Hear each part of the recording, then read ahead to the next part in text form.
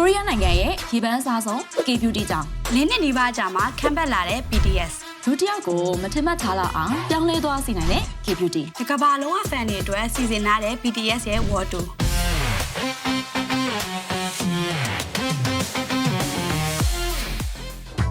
အန်ယောမင်္ဂလာပါ K-pop for you စီစဉ်ရတဲ့ကြိုဆိုလိုက်ပါတယ်မင်္ဂလာပါမိုင် မင်္ဂလာပါညီမလေးညီမလေးဒီပိုင်း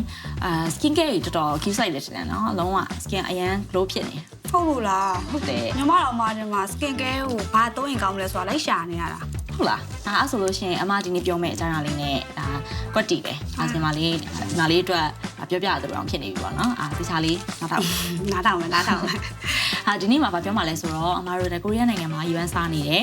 ကိုရီးယားနိုင်ငံမှာမဟုတ်ပါဘူးအမတို့တခြားနိုင်ငံတွေရပါပေါ့နော်ဒီ trend ဖြစ်လာနေတဲ့ဒါ K-beauty အကြောင်းလေးပေါ့နော်အဲ့တော့ K-beauty မှာဆိုလို့ရှိရင်တော့ဒါမေးထားလို့မရတာကတော့အဓိကကဒီအသားရည်အကျန်းမာရေးပေါ့နော်skin fast လို့ခေါ်ရဲအသားရည်ဦးစားပေးပေါ့နော်အဲ့တော့တို့စီမှာကဒီအမတို့ခုနပြောခဲ့သလိုပဲပေါ့နော်မှန်လို့အသားရည်မျိုးပေါ့နော်လုံးဝကြည်လင်တောက်ပါတယ်မှန်လို့အသားရည် glass skin ရရှိစေဖို့အတွက်လုံးဝဒါရေဓာတ်ပြည့်ဝတယ်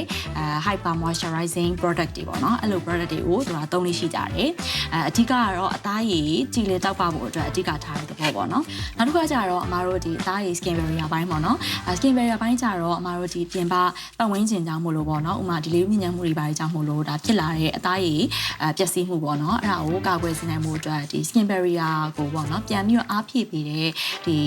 ceramides ပါဝင်တဲ့ product တွေပေါ့နော်အဲ့လို product လေးတွေကိုသူတို့ကသုံးလို့ရှိကြတယ်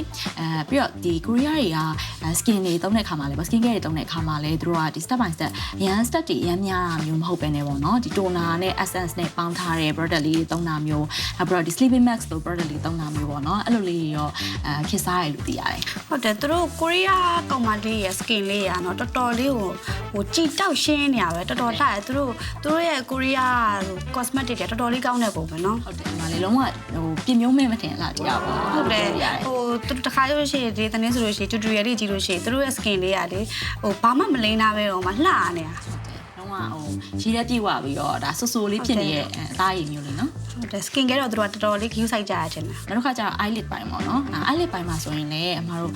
့သူတို့က trend ဖြစ်နေရလေးတခုရှိအဲ့ဒါကတော့အခုမှ trend ဖြစ်တာမဟုတ်ရင်လည်း trend ဖြစ်တာမဲ့အခုချိန်ထိ trend ဖြစ်နေသေးပေါ့နော်အဲ့ဒါလေးကဘာလေးလဲဆိုတော့အမတို့အခုအရှိအမှဆိုလို့ရှင်လည်းဒါကောင်မလေးတယောက်လိန်ထားသလိုပေါ့ချဲထားသလိုပေါ့နော်ကြောရတယ် accuse လို့ခေါ်ရတဲ့ဒီညလုံးအောက်ကိုဖောင်းဖောင်းလေးဖြစ်အောင်လို့လုပ်တဲ့ဟာလေးပေါ့နော်အဲ့ဒါလေးကအရန် trend ဖြစ်တယ်အမကတော့accuse နဲ့မလိုက်လောက်ဘူးထင်တော့တခါမှမပြင်ဘူးသေးဘူးတနည်းကတော့ပြင်တယ်နော်ပြင်တယ်ကြိုက်တယ်အဲ့လိုကိုဆွဲရတာတော့ညလုံးလေးကိုအေးလေးဖြစ်သွားစေတာပေါ့ဘာလို့လဲဆိုတော့ဟိုလိုဟိုတနေ့ cute ဘက်သွားတာပေါ့နော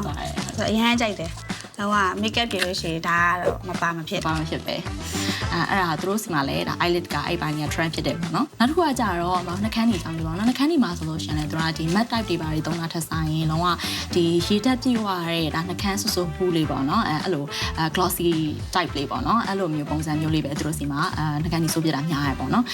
်ဒါလေးကတော့အမသိတယ်လား K-beauty sharing လုပ်ပေးရပါတတိယလည်းအဲ့ဆိုလို့ရှိရင် K-beauty နဲ့ပတ်သက်တဲ့ဟာလေးတစ်ခုလည်းရှာထားရပေါ့နော်။ဘာလဲဆိုတော့သူကကိုရီးယားနိုင်ငံမှာအဲ့လိုအလှပဆိုင်ရာလို့အဓိကမြို့တော်ဆိုပြီးတော့သူသတ်မှတ်ထားတဲ့ဟာမြို့တော်2မျိုးရှိတယ်။အဲ့ဒါကြောင့်တစ်ခုကကျတော့မြောင်တုံနောက်တစ်ခုကကျတော့ကန်နန်။မြောင်တုံကကျတော့အမရဲ့အထူ cosmetic တွေအများကြီးအဲ့လိုဝယ်လို့ရတဲ့နေရာပြီးလို့ရှိရင်တော့ street food တွေလည်းများတယ်ပြီးလို့ရှိရင်ဟိုသူတို့စီကပစ္စည်းလေးရတယ်ဈေးလည်းတက်တာရယ်ပေါ့နော်ပြီးတော့ရှိသမျှ brand အစုံရှိသမျှ brand ဟို cosmetic အများကြီးကိုသူတို့ကတနေရာထဲမှာပဲဝယ်လို့ရတဲ့နေရာလေးတစ်ခုဖြစ်နေတာဆိုတော့သူကနိုင်ငံခြားသားတွေကကိုရီးယားရောက်လို့ရှိရင်ဒါကမဖြစ်မနေဒီကိုလာပြီးတော့ shop ပေးထွက်ရမယ်။ဘာလို့ဆိုတော့ဟိုလူကြိုက်များတယ်ပေါ့နော်အေးမျိုးလေးကသူကတော်တော်လေးစုံပုံမှန်တော့ညီမတို့ကိုရီးယားသွားပြလို့ရှိရင်မြောက်တော့မှာမြို့တော်ကြီးလို့ဖြစ်နေအောင်ညောင်တော့မှသွားပြီးတော့ shopping ထွက်ရမယ်ပြီးတော့နောက်တစ်ခုကကျတော့ကန်နန်ကကျတော့သူကဟို clinic တွေအများကြီးဖွင့်တာပေါ့နော်ဟိုကိုရီးယားနိုင်ငံကတော့အမရဲ့နာမည်ကြီးရာတော့လောက practice surgery ကနာမည်ကြီးဆုံးသူတို့မှာဆိုလို့ရှိရင် clinic ပေါင်းစုံမှာဆိုလို့ရှိရင်ဘာရှိလဲဆိုတော့မြေဖော်တာရှိရယ်နှာခေါင်းဖော်တာရှိရယ်ပြီးတော့အဲ့လိုမျိုးပယိုးတွေအဲ့လိုချအဲ့လိုဟာရှိရယ်ပြီးလို့ရှိရင်သူက laser treatment တွေပြီးတော့ဟိုအကုန်ပေါ့အမရဲ့တည်မလားလို့ botox ထိုးတဲ့ဟာအစုံရတာပြီးတော့သူတို့ကအဲ့ကန်နန်မှာကျတော့အဲ့ရ clinic တွေအားလုံး quality လည်းတော်တော်မြင့်တယ် quality မြင့်နေတယ်ဆိုလို့ရှိရင်တော့ဈေးနှုန်းကလည်းမြင့်ပြီပေါ့နော်လိုက်ပြီးတော့ဒါပေမဲ့လည်းသူတို့က service ကလည်းတော်တော်လေးလည်းကောင်းတယ်ပြီးလို့ရှိရင်ကျွမ်းကျင်တဲ့ဆရာဝန်နဲ့ပဲသူတို့ကလှုပ်ထားတာဆိုတော့ကိုကအကယ်၍ဟိုဘယ်လိုခေါ်မလဲ plastic surgery လုပ်ချင်တာဒါမှမဟုတ် try ချင်တာတစ်ခုခုပြင်ချင်တာရှိလို့ရှိရင်တော့လောကကန်နန်က clinic တွေကိုတော့သွားတင်တယ်ဆိုပြီးတော့သိရတယ်ပေါ့နော် အမတို့အဲ့လို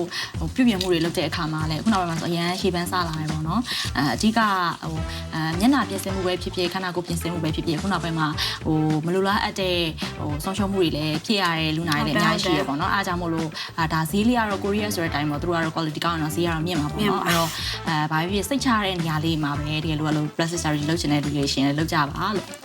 အဲ့တော့ကိုရီးယားအဲ့လို beauty နဲ့ပတ်သက်ပြီးတော့စိတ်ဝင်စားတဲ့သူတွေအတွက်လည်းတနင်္တို့ကတည်တလောက်လေး share ပေးလုပ်ပေးရပါတော့ဒါဆိုလို့ရှိရင်ဒုတိယပိုင်းမှာတော့တနင်္တို့ကဒီထက်ပိုပြီးတော့စိတ်ဝင်စားစရာကောင်းတဲ့အကြောင်းအရာတွေကိုတင်ဆက်ပေးမှာမို့လို့ဆက်ပြီးတော့ကြည့်ရှုပေးပါဦးနော်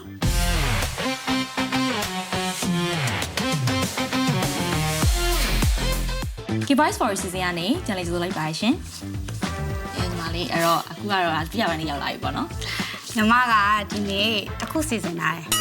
ဒါလဲနည်းလန့်လာပြီနော်အရှင်ကဟာရနဲ့မတူပဲနဲ့ဒီနေ့တနင်းနဲ့အမနဲ့အကင်းစော်မှာဂင်းစော်မှာလားဒီဂင်းကတော့တိုက်တယ်မလားဘာခင်းလေးလဲဆိုတော့တနင်းတော့အစားအသောက်နဲ့ပတ်သက်ရင်တော့နှစ်အောင်လုံးကကြိုက်ကြရလေအဲ့တော့ကိုရီးယားနိုင်ငံရဲ့အစားအစာတွေကိုခက်မှန်အောင်မိုက်တယ်မလားမိုက်တယ်စော့မယ်တနင်းနဲ့အမနဲ့ကဘသူက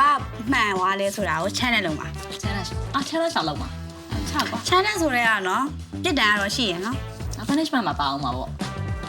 ရပါတယ်အဲ့ဒါတကယ်ဆော့မှာနော်ဆော့မယ်ဆိုလို့ရှိရင် let's go ညီမစားခောက်ဆွဲတာထမင်းလားထမင်းရေနဲ့လားဟိုနဲ့လားတုတ်လားအရေမဟုတ်ဘူးရေမဟုတ်ညီမအစားကအနီရောင်လားလိမ္မောလိုအနီလိုပဲဟောသိပြီလားသိပါရဲ့တဲ့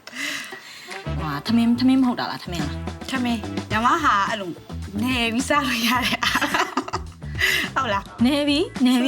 စားလို့ရတဲ့ဟာလားအနေတော့နေစရာမလိုလဲကြမလို့လားနေစရာမလိုအဲ့ဒါဘာလဲမသိတော့ဇွန်းနဲ့မှုရီပြီးတမပြီးရောသမပြီးရောဇွန်းနဲ့မှုရီစားညီမနဲ့မျိုးတူပဲလားဟုတ်တယ်လှုပ်တဲ့အချိန်မှာတော့မှုရီဝင်မှာပေါ့စိတ်ကတော့တေချာမပေးဘူး hints ကိုလှုပ်တဲ့အချိန်မှာတော့မှုရီဒီစားတဲ့အချိန်မှာတော့မွေတော့ပြောလိုက်တော့မယ်ပြောမေးလိုက်ဟုတ်တယ်မမကြီးအထမင်းချော်လို့ပြောရမလို့စားတော့မှာပေါ့ရှုံးသွားပြီပေါ့နော်အဲ့ဆိုရှင်ကောင်းတယ်ရပါတယ်ကျွေးတာအောင်မသေးလေးပေါ့နေသေးရမရအောင်ကြီးဆုံးဟာကျွေးစားအမလည်းကြီးဆုံးဟာကျွေးစားဒါကြီးရတဲ့နဲ့ဒီမှာဒီကအဲ့ဒါကြီးရအကြီးဆုံးစား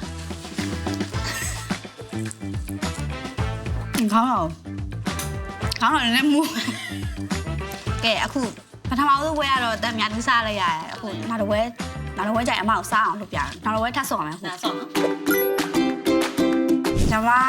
ဒီမုတ်ကအနီရောင်လားလာပြန်ပြီရောင်နေရမ်းမင်းအနီရောင်လားအနီရောင်လိုလိမ္မောရောင်လိုလေးဟာလာပြန်ပြီ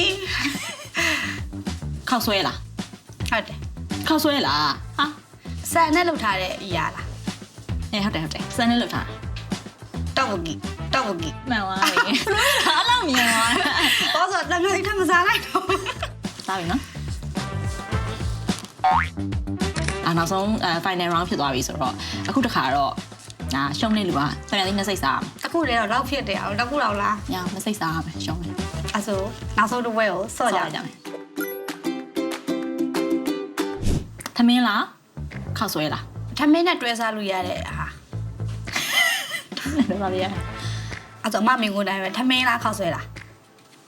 ထမင်းလည်းမဟုတ်ဘူးခောက်ဆွဲလည်းမဟုတ်ဘူးခုနကညီမပြောထမင်းနဲ့တွဲစားလို့ရတဲ့ဟာလို့ပြောတယ်မုံငင်းလို့ဆက်လက်ရလို့လည်းလုပ်ထားရဟာလားရွက်တွေရောအများကြီးပါတယ်kimchi ဟုတ်ဘူးမရနေကော်ဖီနဲ့ရှိနေမှာပါအရေးတောက်လားဟုတ်တယ်အရေးတောက်မှာလုံးဝဟိုအရေးတောက်ကြီးဆန်ရလားဆန်ချိုးစိုးကျူးမှန်တယ်ကဲနောက်ဆုံးတော့မစားတော့မယ်နှလုံးခါပဲပြစ်ထည့်လိုက်တော့မဟုတ်တက်ပြရှိလိုက်တာငါမိတာပဲမိုင်းကကဲအခု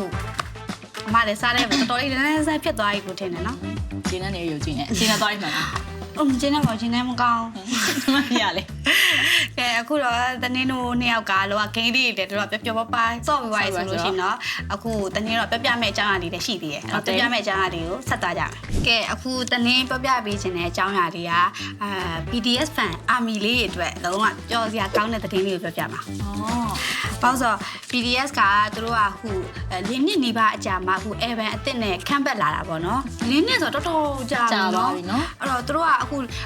၄နှစ်ကြာမှာဒါ member ဆုံးတဲ့ခန့်ပတ်လေးပေါ့နော်ဂျားထဲမှာတော့သူတို့တယောက်ချင်းစီဆိုလို့အတီးတီး Evan လေးထွက်တာလေးလည်းရှိရဲအမှုပညာလှူရှားမှုလေးရတော့ရှိရဲပေါ့နော်ဒါပေမဲ့ဒီလိုမျိုး member ဆုံးတဲ့ခန့်ပတ်လေးကတော့ဒါ၄နှစ်ကြာမှာပထမဆုံးပွဲလေးပေါ့နော်ပြီးလို့ရှိရင်ဒီ Evan လေးကိုတော့သူက match လာထဲမှာထွက်မှာတော့အာမီတွေကတော့ပျော်နေတော့ပါပဲ ဒီ match လာဆိုတော့တိတ်လို့တော့ တိတ်မလို့တော့အဲ့တော့ပြီးတော့သူတို့ကEvan နေမဟုတ်ဘူး Evan ထွက်မှာမဟုတ်မမသိရမလားဘာထွက်အောင်မလဲဆိုတာ water လာမလားငါလုံးဝ water special လာတော့မှာနော် ဟုတ်တယ် အဲ့ water သူတို့ရဲ့ BDS water ဆိုလို့ရှိရင်တချို့ကဒီကဘာမှာအကြီးကျယ်ဆုံးပေါ့နော်water ကြီးပေါ့နော်ကဘာလေးဖြော်ပြမှုကြီးလို့တော့မှာတင်စားကြတယ်ဘာလို့လဲဆိုတော့အမတို့ဒီ BDS ကအခုဒီနှစ်ပေါ့နော်2026မှာရော2029မှာရောဒါ2နှစ်စတိုက်သူကကဘာလေးဖြော်ပြမှုလုပ်မှာဆိုတော့ ကြာကြီးပဲနော်အဲ့တော့သူက2နှစ်တောင်လုံးမှာဆိုတော့အခုဒီ2026အတွက်သူတို့ water လုံးမဲ့နိုင်ငံတွေမြို့တွေကိုတော့သူတို့ကကြီးညာချက်ထုတ်ပို့ထားပြီပေါ့နော်ဘာလဲဆိုတော့သူတို့ကမြို့ပေါင်း34မြို့မှာပွဲပေါင်း89ပွဲတော့လုံးမှာအများကြီးပဲနော် ပွဲပေါင်း89ပွဲဆိုတော့400ပေါ့ နေရမဟုတ်ဘာဆိုတော့သူတို့ကတနိုင်ငံမှာတနိုင်ငံအဲ့လိုမျိုးတစ်ခုမှာပေါ့နော်သူတို့ကအနည်းဆုံးတော့3ရက်လောက်တော့လုပ်တာဘာလို့တော့တရက်ထဲနဲ့ဆိုလို့ရှိရင်fan တွေလည်းအဲ့လိုလူသူတို့အားပေးတဲ့ fan တွေကလည်းအများကြီးပဲဆိုတော့တရက်ထဲနဲ့ဆိုလို့ရှိရင် fan တွေကမလောက်ဘူးပေါ့နော်နေရာအခုတော့မှ ticket တွေကိုတော့အလူရက်ဝယ်နေရတာအခုသူတို့ရဲ့ပထမဆုံး World Tour ပွဲရဲ့အစပေါ့နော်အဲ့ဒါကြောင့်တော့ April မှာစပြီးတော့စပြီးဖြောပြမှာ concert ကအဲ့ဒါတော့သူတို့ရဲ့ကိုရီးယားနိုင်ငံမှာပဲစပြီးတော့ April မှာစပြီးဖြောပြကိုရီးယားနိုင်ငံတစ်စစ်ထွက်တော့မှာပေါ့နိုင်ငံအနှံ့ပြီးတော့သူက2029တိလောက်မှာဆိုတော့2029မှာတော့လုံးမဲ့နိုင်ငံတွေမြို့တွေကိုတော့သူကနောက်ခမ်းမင်းဆုံးလို့တော့ရေးထားရပေါ့နော်မပြောသေးဘူးပေါ့အခု2026မှာဆိုလို့ရှိရင်လုံးမဲ့နိုင်ငံတွေရဲ့မြို့တွေရဲ့ပဲသူကပြောပြရတာကဲအားဆိုရင်အခုကတော့ညီလေးကဒါ BTS အကြောင်းလေးပေါ့နော်သူတို့ရဲ့ဒီ model တွေသူတို့ရဲ့ campaign အကြောင်းလေးကိုအဓိကပြောသွားတာပေါ့နော်အမကတော့ဒီနေ့မှာဒီ K5 Sports စင်လေးကနေပြီးတော့ဒါတချင်းပေါ့နော်တချင်းကတော့ဒါအပိုင်းထဲမှာပါတယ်အဲ့တော့ဒီနေ့အပိုင်းလေးအတွက်ဆိုလို့ရှိရင်တော့ဒီ BTS ရဲ့အဖွဲ့ပေါ့နော်ဒါတချင်းလေးတစ်ပုဒ်ကိုရေးချက်ထားတယ်အဲ့တော့ BTS ရဲ့ Magic Shop ဆိုတဲ့တချင်းလေးပေါ့နော်ဒီတချင်းလေးက Magic Shop ညီလေးထောက်ပြရမလားအရင်နားတော့ကောင်းနော်အရင်ကြိုက်တာညီမအရင်နာမည်ကြီးရဲ့တချင်းလေးပဲအဲ့တော့ဒီတချင်းလေးကဆိုလို့ရှိရင်တော့ तू ကဒီ BTS အဓိကကတော့ပေါ့နော် BTS fan တွေအတွက်ဆိုလို့ရှိရင်တော့သူကတချင်းတစ်ပုတ်ဆိုတာချက်ပေါ့နော်ဒီစိတ်ခွန်အားပေးတဲ့တချင်းလေးတစ်ပုတ်ဆိုရင်တော့မမဟုတ်ပေါ့နော်ဒါဒီတချင်းလေးရဲ့ပုံစံလေးကဘယ်လိုလဲဆိုတော့ဒီကိုယ့်ရဲ့စိုးရိမ်ပူပန်မှုတွေကြောက်ရွံ့မှုတွေပေါ့နော်အဲ့ဒါတွေကိုတဲ့ဒီ Magic Shop လေးမှာထားခဲ့ပြီးတော့အဲ့ဒီအစားဒီမျိုးထွေးမှုတွေအားပေးတာလေးတွေအားပေးမှုလေးတွေပြီးတော့ချစ်ချင်းဖြစ်တာတွေအဲ့ဒါလေးတွေကိုလဲလဲယူလိုက်ပါဆိုပြီးတော့ဖိတ်ခေါ်ထားတဲ့ပုံစံလေးပေါ့ကဲနော်တချင်းလေးပဲလေးကချစ်စရာလေး